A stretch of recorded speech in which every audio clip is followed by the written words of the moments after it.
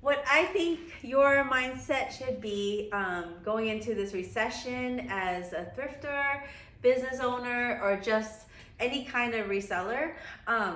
For me, it has been just keep moving forward with what I've been doing. Honestly, I've been trying to do best practices way more now that the market isn't as hot as it was a few years back. I would say last year we had a pretty good year. Everyone was just really looking for things for their homes.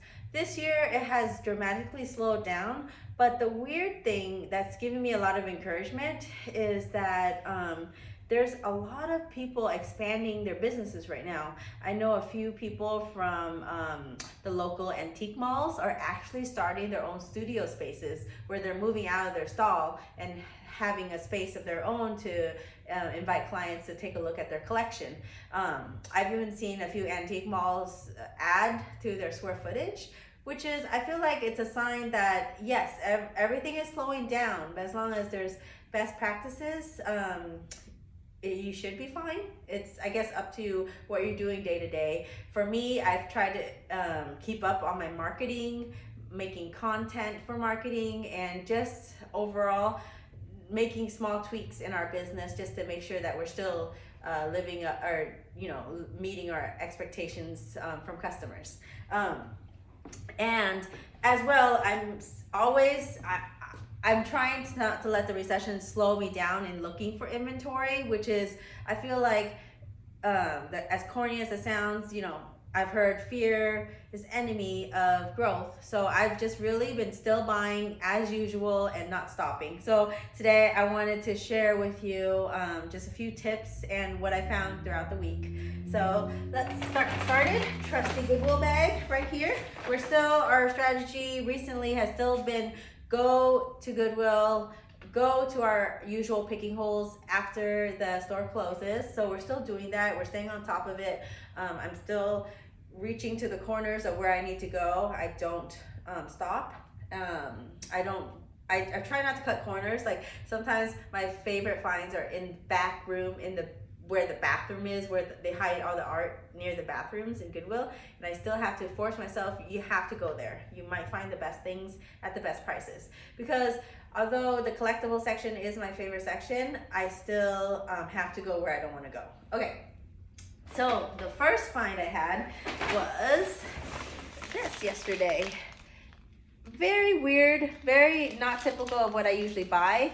I have no idea what the history is, I know a lot of people have this in their homes. It just depends on if it's vintage or if it's new, if the color is interesting or not. It just was a really cool buy for me, and even if I don't sell it, I would love to have it in my photography. And I think starting today, I'm gonna try to start staging a little area for you guys so you know what I'm thinking about when I'm buying these things. Okay, so that one was the first one. And this was really unusual. I have footage of how I found it. I was looking at the bell peppers, or the peppers right there, and then I saw these right next to it. The box that caught my attention was this one. If you can read it, it says, or if you can see it, it says, "Cure for the compulsive web surfer to correct the excessive use of the internet with systematic manic searching and messaging," and that's totally me. So I just had to get this, and of course, being me, I had to get everything I saw that looked like it. So there was 2 packages, and look at the onion graphics. That's just so cool.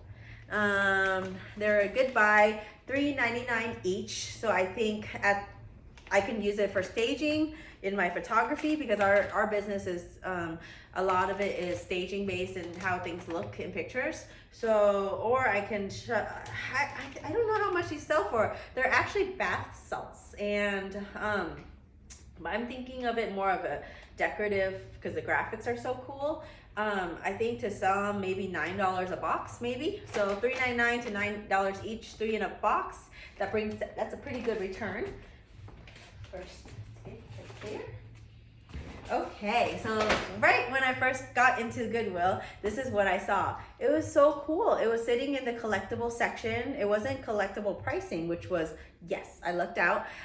So this one, look at the pattern. When you look really closely at it, it looks like alternating strips of different color. And there's actually three. One that's gold, light gold, and there's actually silver. There's no markings on the bottom, although you do see like a sticker residue. So it could have, usually these stickers will say made in India, made in China, etc.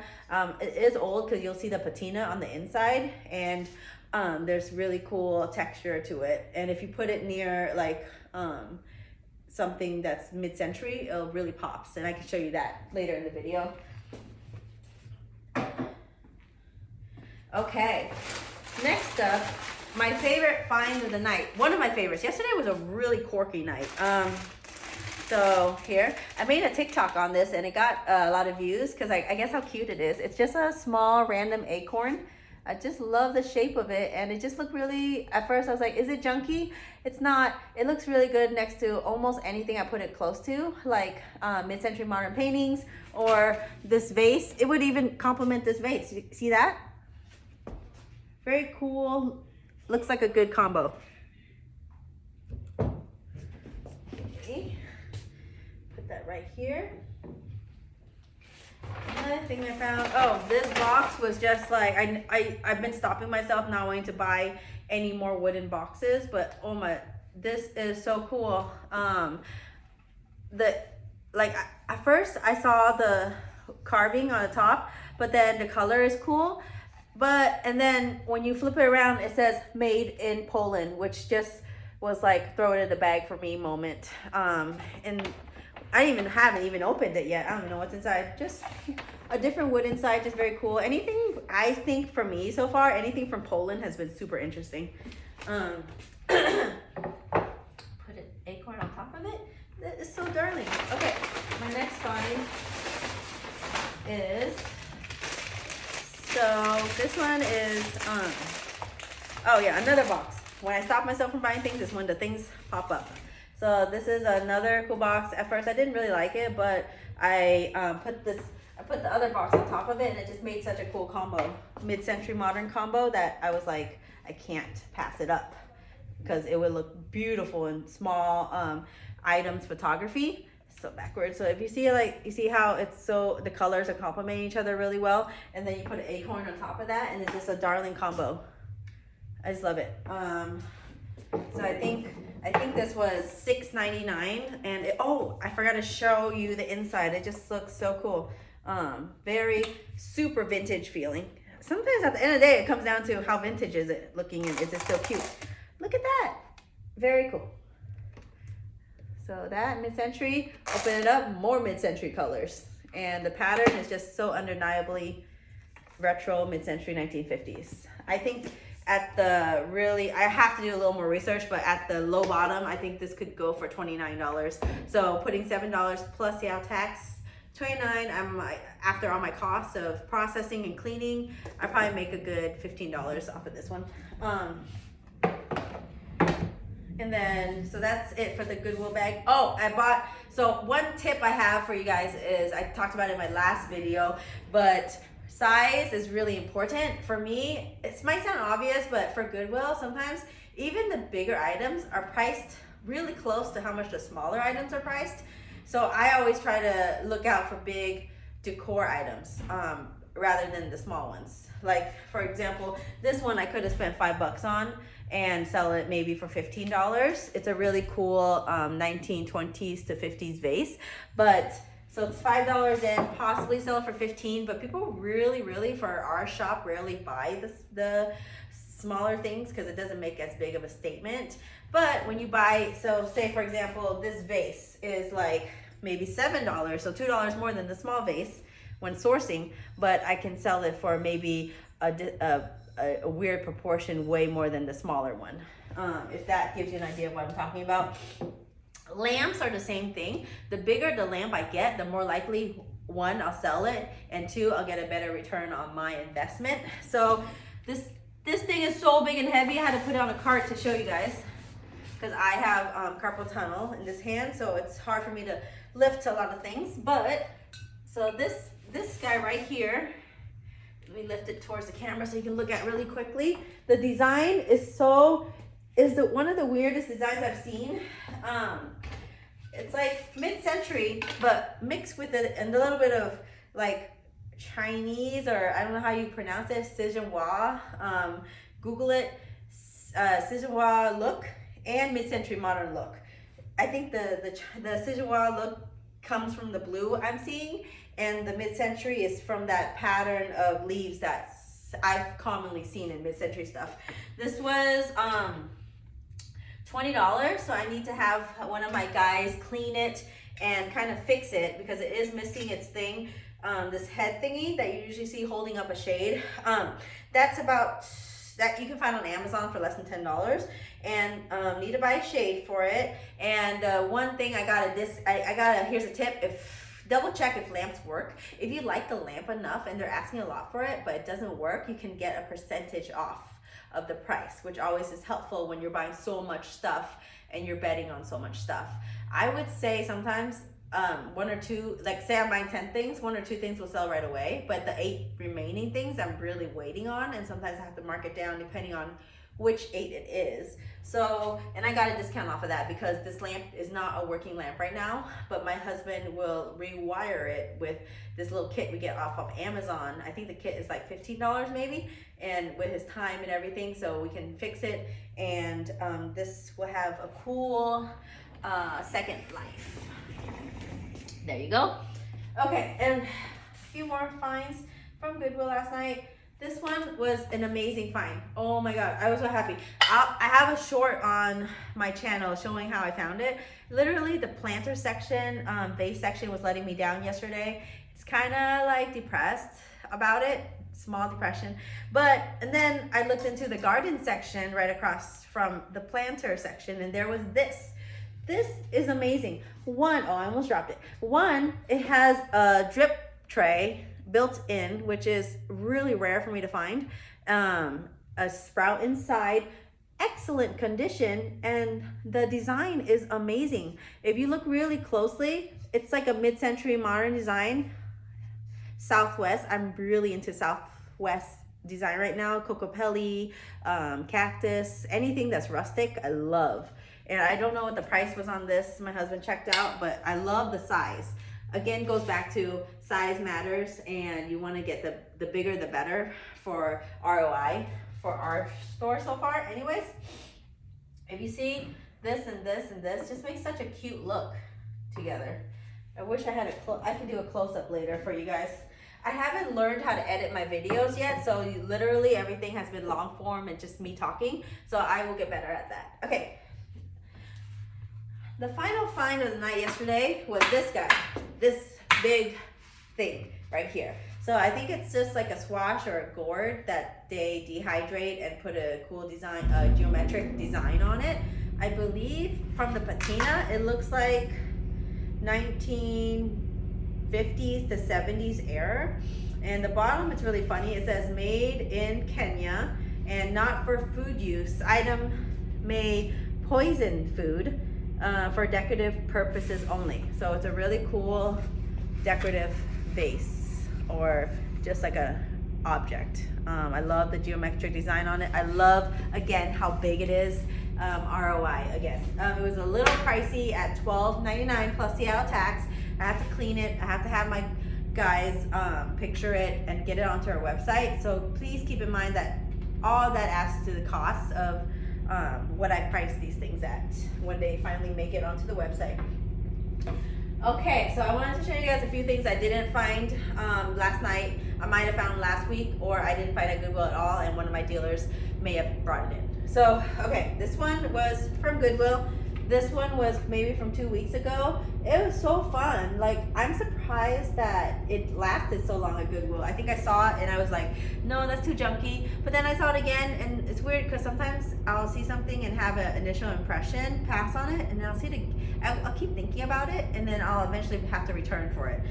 So of course, Upside Down Girl or something like that, and it's just a real funny look, and it just shows up really cool in pictures. So you can put it in your lawn or clean it up and put it inside your home. Very cool piece. Okay, the next item, and I wanted to show you guys another example of size matters. So this one I got a while back, and I just was so happy I found this because it's so big. And I got it, it was from a dealer, so it wasn't Goodwill prices, so it was a little bit more expensive than what I usually spend on art. But I just really just went for it because of the mid-century look of it. No damage, and the price was somewhat fair. And it's really big. Okay, and then my find of the week was this. So I want to encourage you guys, if you're getting stuck and you can't, you're a reseller or something like that, or you're looking for that special piece in your home and you don't want to spend too much, always kind of look where everyone is not looking. This one, I don't think you can, I'm not sure, but I personally haven't found a piece of this caliber in a Goodwill, but I have found it in house cleanouts, estate sales. But the weird thing about estate sales now is sometimes they'll start, they have like wait lists where you have to go on. And then there's one that at 4 a.m. in the morning, I was sitting at that zip code where the estate sale was. So, and then they give you the address. In pitch dark, you're driving to the address, running to the house, and putting your name on the wait list. But sometimes that's what it takes to get these special pieces.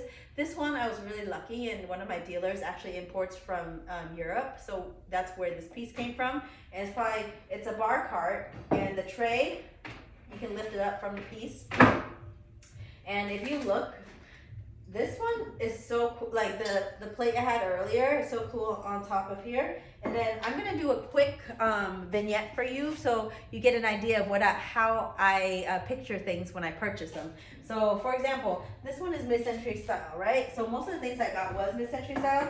And if you just start putting stuff on it, it looks just so cute. And I think I could make a cute store display with it. Let me see. And then here, acorn.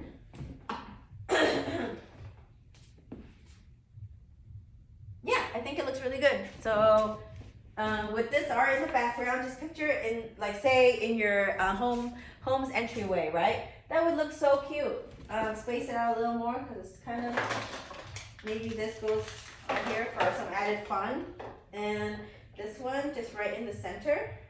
And here's a bowl that, it looks just so good on it. Let me see what else I can add to make it cool. So if you wanted to have a plant situation on your bar cart, you can put it below here with some succulents in it. And we sell these at the store. Let me see how it looks. Oh, it looks darling. Okay, so right in front of this guy. Okay.